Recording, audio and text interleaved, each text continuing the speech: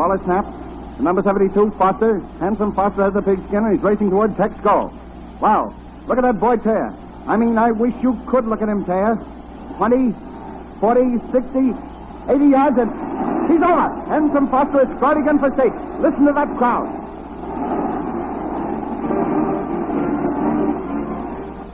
And now while they're lining up to convert, let me tell you something about Albie Handsome Foster, the football hero who is something of a Superman. Scholar, athlete, and social lion, this boy is the idol of State College. He never has to ask a girl for a date. They ask him to take them out. He's cornered every available campus honor and is just looking around for something more to achieve. There goes the ball for the extra point, high, and straight between the posts.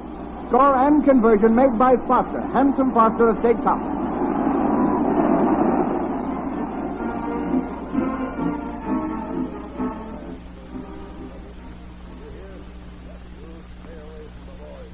Today's radio play, Publicity, is based on a romantic story taken from the pages of next Sunday's issue of the American Weekly, the magazine distributed with all Hearst Sunday newspapers from coast to coast. Hi, fellas. How are you? Hello, Albie.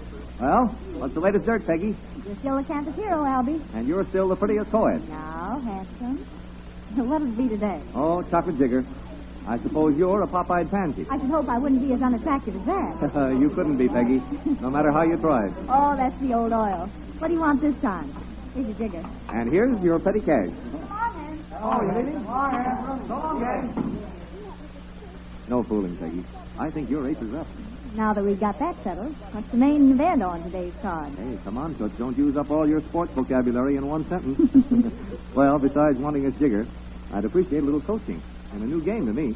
Coach Peggy Miller puts down the soda countertop and stands ready to oblige.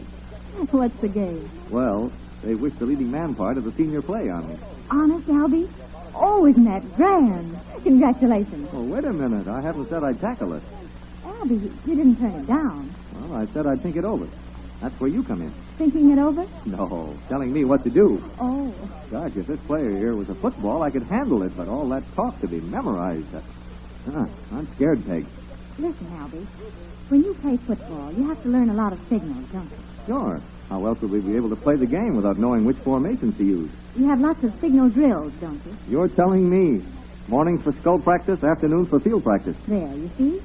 Dramatics are just like football. Huh? The lines are just signals for the other players to say their lines.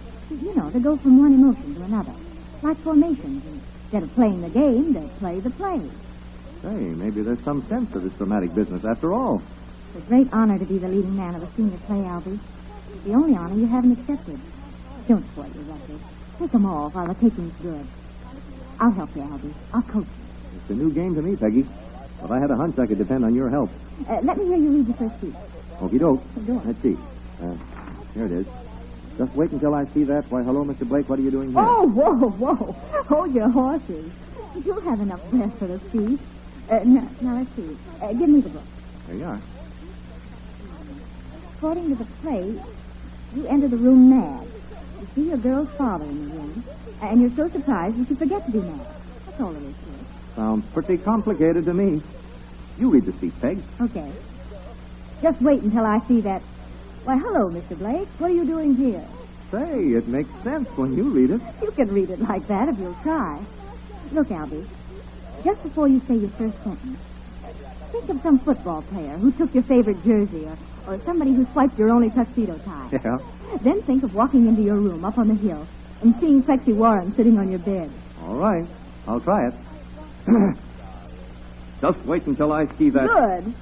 Why, hello, Plexi Warren. What are you doing here? Well, only just because you're thinking of Plexi instead of Mr. Blake, you mustn't change the name. Oh, check.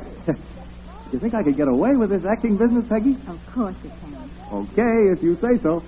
And I'm going to take up all your spare time from now until the night of the play, going over my speeches. When the play's over? You'll be at the senior ball with the senior play's leading man.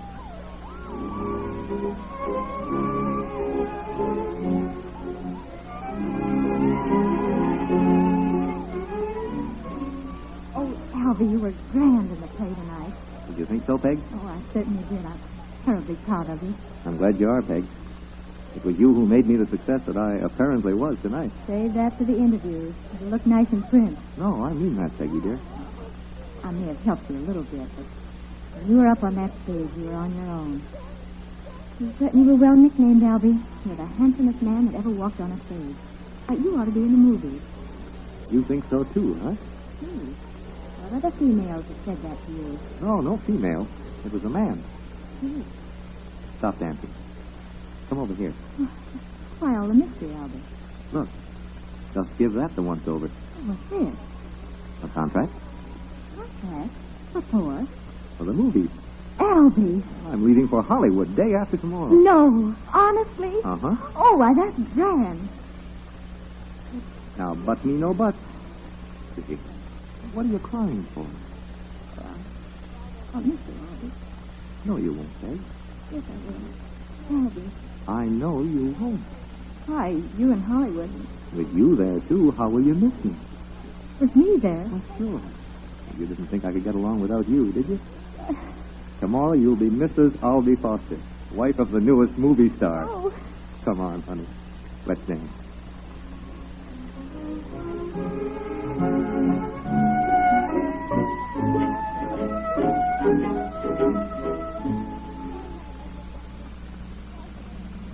Well, how does the newest movie star, Albie Handsome Foster, feel the night before he faces the cameras?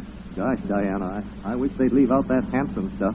Why, my dear, every steno and shop girl will palp and pant when that name appears outside the local movie house. Do you think so? Just as all of us girls here in Hollywood palp and pant whenever you're deigned to be seen with it. Oh, yeah? You know it, Albie. Albie. You know, you're the only one out here who calls me that, except... Except who? Well, a friend. Oh. A friend who knew me when. Oh. Albie, I'm crazy about you. I'm simply thrilled to death we're going to be in the same picture, your first one, together. So am I, Diana. Gosh, the times I've sat in a dark theater and watched you. Really? And now, tomorrow, I'm going to act with you. And hold you in my arms. Gosh. I can hardly wait. Oh, you're stopping the car. Do you know someone in there? Yeah. I'll only be a sec. You mind? Not unless it's another woman. Oh, kidder. I'll be right out. Don't go away. How can I when you have the keys?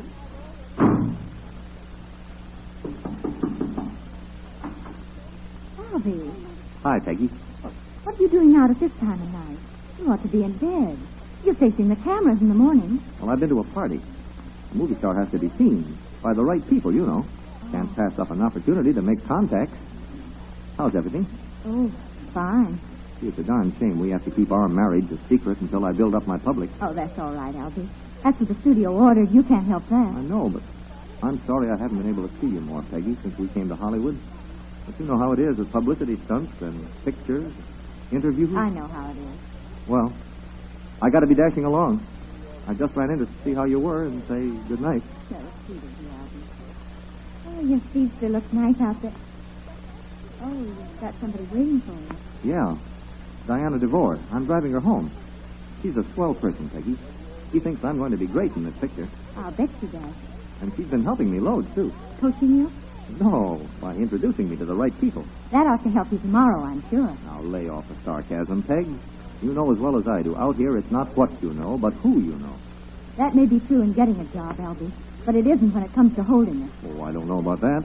If Diana DeVore wants you in one of her pictures, you're in. Her flight of swim is law around the studio. I think you'll find it's all going to depend on you, yourself.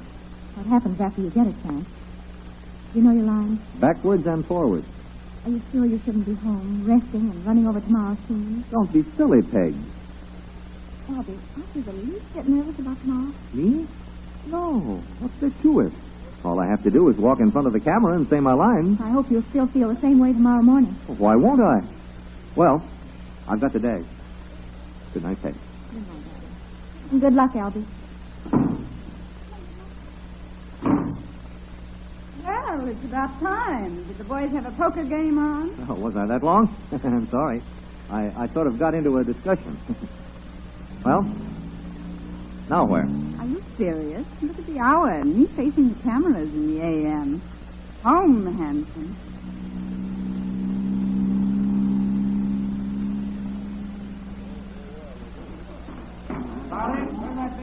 Hang it here on number 2 camera. Look out for that blonde on the edge. She's a flat light, baby.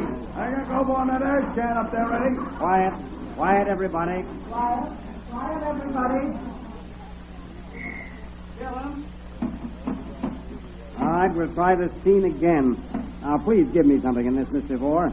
I know you can. I'd be glad to if I had some sort of support, Mr. Von Berger. How some people get contracts is beyond me. Mr. Foster, Yes, sir. will you please play the scene instead of reciting it? You're working in a super special for the biggest outfit in Hollywood.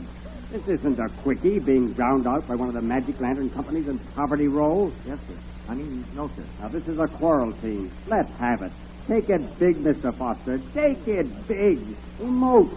Just don't throw words and taunts at the microphone. And another thing. This is a talking picture. You're being photographed in motion. You're not posing for a snapshot. All right.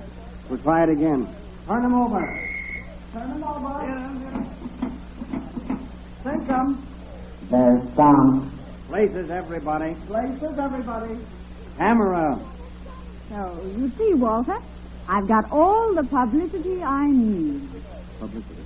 So that's why you asked me to take you out. Show you a good time, pretending you were doing me a favor. Well, it looks as though that's just what I've been doing for you.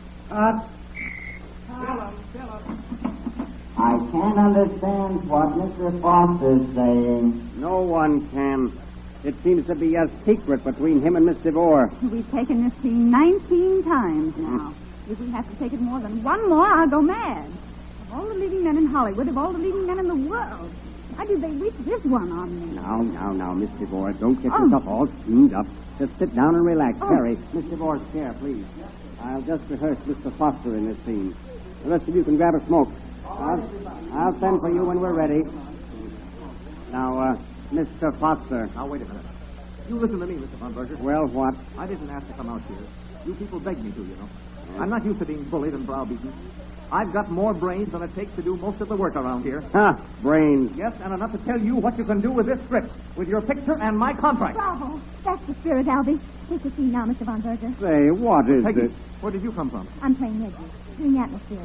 You are? You don't suppose I'd let you throw yourself into the lion's den without somebody to hold the gun behind you? Take the scene now, please, Mr. Von Berger. Now Albie's in the mood. All right. I'll try anything once. Take your places. Places, everybody. No, it's no use, Peg. I can't go through with it. Albie, remember the day you came into the drugstore and how I coached you for the senior play? This scene ought to be easy. If you can't think of a football situation, remember how Miss DeVore asked you to take her out last night so she could do you a favor. Say, who are you? She did me a favor, all right, Peggy. She's opened my eyes to how much you really mean to me. Take your place, please. Oh, me? Yes, you, miss. Miss nothing. This is the missus, and her place is right here in my arms.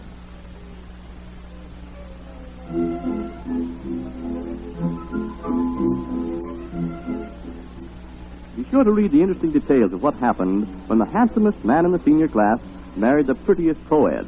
The story will appear in next Sunday's issue of the American Weekly, the magazine distributed with all Hearst Sunday newspapers from coast to coast. It will be found under the title, Too Much Perfection. This is Wentworth announcing, and turning the microphone over to your own announcer.